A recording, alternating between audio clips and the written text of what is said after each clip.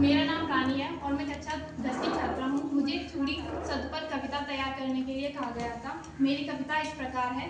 जो पुरुष कमजोर दिखाई देते हैं उनसे कहा जाता है कि तुम चूड़ियाँ पहन लो।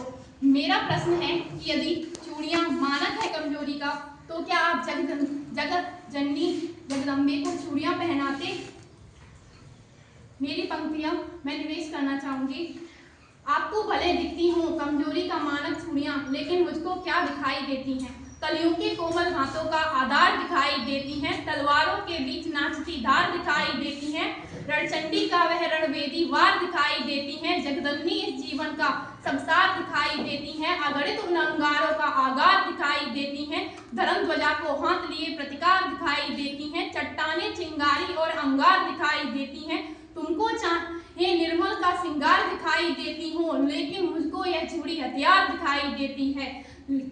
वीरता को बरते इस भारत की भव्यता को करुणा की कल में सिखा गई चूड़ियाँ। वीरता को बरते इस भारत की भव्यता को करुणा की कल में सिखा गई चूड़ियाँ।